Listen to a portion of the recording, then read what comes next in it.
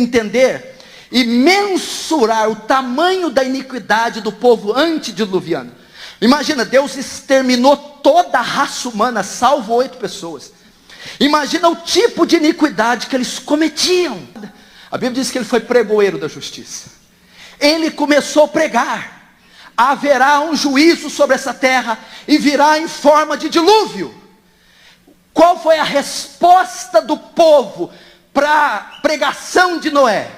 Comiam, bebiam, casavam-se, davam-se em casamento. O que significa isso? Em uma palavra eu te respondo: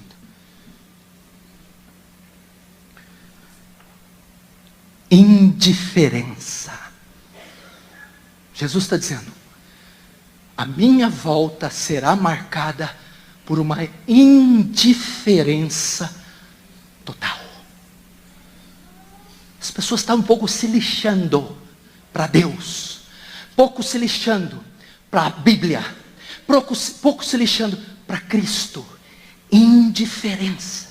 Comer e beber aqui significa as pessoas estariam entregues à futilidade, às vaidades e às temporalidades da vida, glutonaria, as benesses desse mundo. Meu irmão, nós vivemos numa era capitalista, consumista, vaidosa, gorda, inchada, soberba. Nunca se consumiu tanto. O pastor Hernandes Dias Lopes, aqui nesse púlpito, diz: 40 anos atrás vivíamos com 8 vezes menos do que precisávamos, do que vivemos hoje. Então imagina seus salários, o seu orçamento mensal. 40 anos atrás se vivia com 8 menos do que você vive. Ninguém se contenta com um sapato. Homem tem que ter 30, mulher tem que ter 180. Você já viu mulher abrir o guarda-roupa e falar: não tem roupa? Ela pode fazer um shopping. Aí ela diz: não tem roupa. Cosméticos, maquiagem, lipoaspiração, shoppings, etc. O mundo seria marcado por futilidade. As pessoas gastam 80%, 95% do seu tempo, esforço, intelecto, recurso financeiro para as suas trivialidades. Não se davam-se em casamento. O que significa isso? A volta do Filho do Homem seria marcada por paixões, romances. Pessoas estariam perdidas na vida sentimental, entregue aos namoros, às paixões. Isso também compreende licenciosidade sexual. A volta de Jesus seria um tempo de perversão sexual, porque em outro texto diz que a volta do Filho do Homem será semelhante aos dias de Ló. O que tinha nos dias de Ló? Sodoma, Gomorra, sodomia, uma explosão de homossexualismo, de lesbianismo, de pedofilia, de fornicação, de adultério. Você tem dificuldade de ver isso dentro da própria igreja. É muito difícil conhecer uma igreja onde não está cheio de adultérios, cheio de fornicação. Mas não é só isso que compreende. Casavam-se, davam-se casamento. Seria um tempo marcado por divórcios e segundos casamentos. O nome das mulheres que querem ser mães solteiras. Propagandas comerciais promovendo a bissexualidade, a transexualidade, a homossexualidade. E eu resumiria tudo. O que aquele velho está fazendo? Eu vi falar que está construindo uma arca. Para quê? Ele falou que vai vir um tal de juízo. Como? Olha, vai vir água, vai afogar todo mundo. Ele está construindo, ele está falando que quem entrar lá vai ser salvo. Você fala: é louco. Vamos nos banquetear. Deixa a vida me levar. Vida leva eu. E sabe o que é o mais extraordinário? Você riu, agora você vai chorar. Ele pegava o martelo e está lá construindo a arca.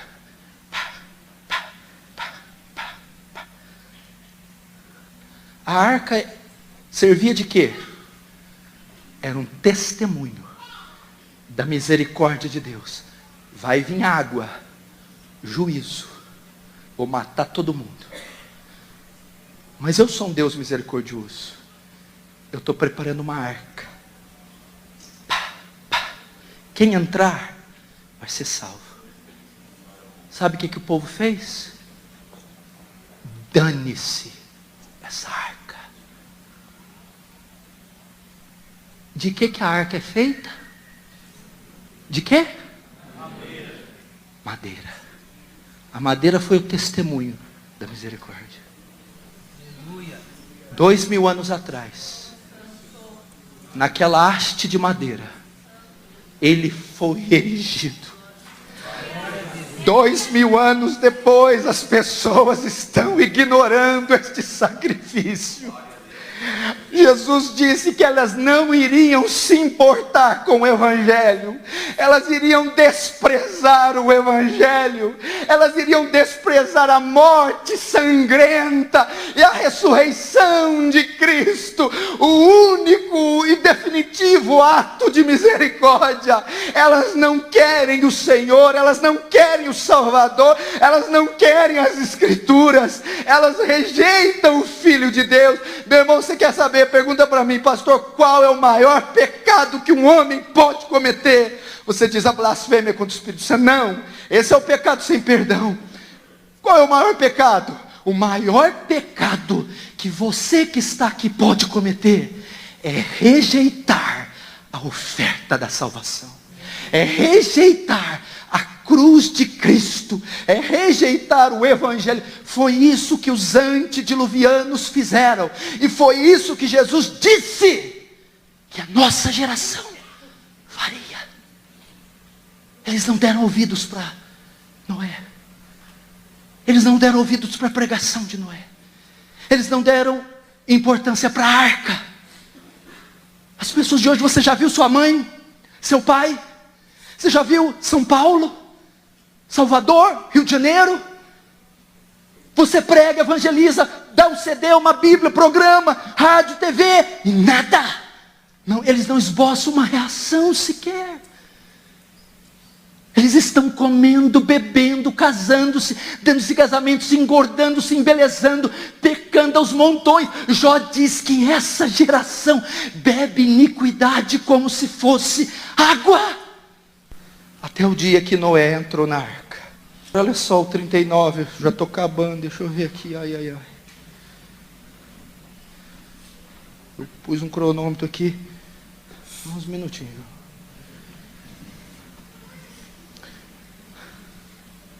Casamento até o dia que Noé entrou na arca. Olha o verso 39, o início dele. E não o perceberam, senão, meu Deus do céu, quando Noé entrou na arca. Não perceberam. O que é isso aqui? O caos imperceptível. Sabe o que significa?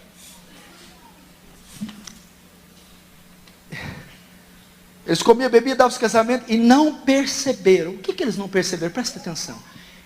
Eles não perceberam o risco que eles corriam, o juízo que estava sobre eles. Ok? Presta atenção. Eles não perceberam o caos que eles estavam vivendo. A geração antediluviana é uma das mais corruptas que a Bíblia, que a história registra. Eles não perceberam o estado de degradação que estavam, a corrupção que se encontravam, e o juízo que estava sobre a sua cabeça. Eles estavam em um caos imperceptível. 2 Coríntios 4,4 diz assim, porque o Deus deste século cegou o entendimento dos incrédulos, para que não lhes resplandeça a luz da glória do Evangelho. Eles são indiferentes, eles não perceberam. A consequência então foi inevitável, até que Noé entrou na arca. O que significa Noé entrar na arca? Quando Noé entra, ele cerra a porta. O que significa? Game over, finish, fim da linha, misericórdia, retirada. É isso. Até que eles viram as primeiras gotas, o céu rubro, trovões, os primeiros cheiros, aquele cheiro quando a chuva cai na terra seca. Meu Deus, aquele velho tinha razão. A mesma coisa, quando essa terra começar com os seus abalos sísmicos, aí então é que o ímpio vai acordar. Só que o que vai acontecer? Tarde demais. Verso 39. Não perceberam senão quando veio o dilúvio e os levou a todos. O que aconteceu? Consequência inevitável. Essa geração sem Deus, escute, não só está vivendo em um caos, mas também está perdida, fadada à condenação eterna. Até que o dilúvio... acho que você não está entendendo. Eu não sei, aqui não tem uma estimativa da população mundial da época. Mas pela proporção, presta atenção. Foi uma chacina. Foi um morticínio. Foi um infanticídio. Foi um genocídio. Só 8 pessoas foram salvas. Toda a carne expirou. A Bíblia diz que o juízo de Deus é sem misericórdia. Você tem ideia do que é isso? Querido, os sinais, presta atenção. Nós não estamos vivendo em era de aquários, coisa nenhuma. Não é tempo de paz. Jesus disse que é o princípio das dores. Você não vê um homem melhor. Você vê com mais tecnologia, com mais recursos, mais sofisticação, mais dinheiro, mas ele não cresce moralmente, não cresce socialmente, não cresce espiritualmente. Você está vendo monstros, demônios andando na rua, guerras, rumores de guerras, pestes, dor, crimes hediondos cometidos dentro da nossa casa. Isso prenunciaria o retorno triunfal do Rei dos Reis e do Senhor dos Senhores. Mas a terra está dormindo. Dormindo. Então o juízo virá para essas pessoas. Vamos te dar um exemplo aqui para tentar mexer com você. Eu costumo trabalhar com algumas figuras. Imagina Noé. Ninguém fala disso, a Bíblia não narra isso, mas é óbvio que estava lá. Escuta. A arca em alto mar. Noé, sua esposa, seus filhos e esposas. A terra já está toda coberta de água. Noé abre uma janelinha e dá uma olhada. O que Noé vê? Corpos boiando.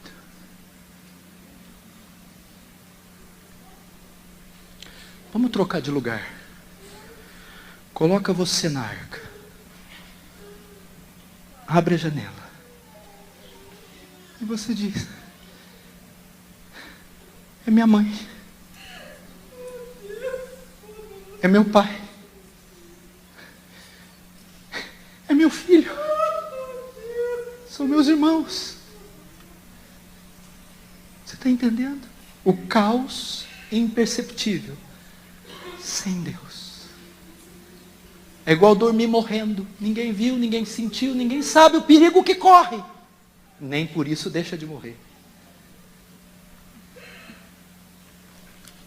Agora eu vou terminar com isso. Prometo. 5 minutos eu termino.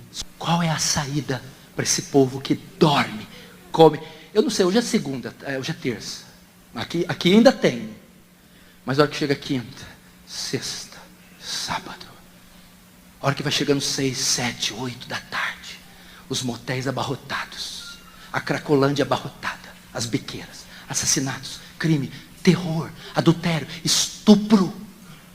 O caos. Parece que o abismo abre a boca e os demônios sobem. Só há uma esperança. Uma esperança. Para essa nação. Noé construiu a arca. A arca era a única esperança da geração antediluviana. Para essa geração nossa. João capítulo 12, 32. Ele diz assim, não precisa abrir. João 12, 32, olha só. Mas eu, quando for levantado da terra, todos atrairei a mim. Presta atenção, que coisa linda. Jesus está ensinando aqui como pecadores são atraídos a Ele. Como você atrai pecadores a Ele. Como você atrai povos a Ele. Como você atrai sua mãe, seu pai, bêbado, drogado, prostituta, jovem, criança. Qual é o modo de atrair pessoas para Cristo? Quando eu for levantado. Essa é a maneira. Jesus ser levantado. O que significa Jesus ser levantado? Quando é que Ele foi levantado? Quando Ele foi julgado pelo Sinédrio e acusado de blasfêmia, levado para Pôncio Pilatos. Pilatos condena a ser crucificado. Ele coloca metade da cruz, aquela haste horizontal chamada patíbulo, e ele é carregado até o Monte Gólgota. Quando ele chega lá, a outra parte da haste vertical está no chão. Ele é pregado nela. Tinha mais ou menos 3,5 metros de comprimento aquela cruz. Então Jesus é colocado na parte vertical, prega com cravos, um lado da mão e o outro. Prega-se os pés. Jesus está aqui, pregado na cruz. Agora tem um buraco no chão onde a cruz vai ser erguida. Eles colocavam uma corda nas pontas da cruz e os soldados romanos puxavam. A cruz entrava dentro do buraco e ia puxando. Então Jesus naquela posição foi erguido. O que significa? Eu, quando for levantado, todos atrairei para mim. Ele está dizendo, a única coisa que atrai pecadores é a cruz de Cristo. É o santo evangelho. É dizer para esse mundo que tem um Deus amoroso que enviou o seu Filho para morrer na cruz do Calvário pelos seus pecados. Deus é um Deus justo. Pela justiça e santidade, a justiça demanda que Ele condene, puna o pecador. Para que Ele não condenasse o pecador, Ele envia seu Filho. O seu Filho assume o nosso pecado e a nossa culpa. Ele paga as exigências da justiça de Deus. Como? Morrendo. Deus despeja sobre Ele a sua ira. Mata o seu próprio Filho. E então, quando Jesus morre, satisfaz a justiça de Deus e apazigua a ira de Deus. Mas só aí você não tem o evangelho. Foi a morte. No terceiro dia, Ele ressuscitou dos mortos. O que significa ressuscitou? A lei de Moisés ordena que o pecado devia ser expiado pelo sacrifício de um animal, pelo sangue. O Hebreus vai dizer, sem derramamento de sangue não há remissão de pecados. Jesus se ofereceu como um sacrifício vicário. O que é vicário? O Papa disse que é o vigário de Deus. Vigário quer dizer substituto de Deus, coisa nenhuma, né? Jesus foi o sacrifício vicário, sacrifício substitutivo. Agora, quem disse que Deus aceitou o sacrifício? E se Deus não aceitasse? Morreu, verteu sangue daí. Como eu tenho a garantia que eu vou ressuscitar dos mortos com o corpo glorificado? Qual a garantia que os meus pecados são perdoados? Que eu serei justificado pela fé? É porque no terceiro dia, a prova, a maneira de Deus mostrar que aceitou aquele sacrifício, foi ressuscitando Jesus dos mortos. Isso é a prova que o sacrifício dele foi aceito. Por isso ele diz na cruz, tetelestai, está consumado, quitado, pago. Agora, como essas nações recebem o perdão? Deus ordena que todos os homens, em todos os lugares, se arrependam e creiam no evangelho.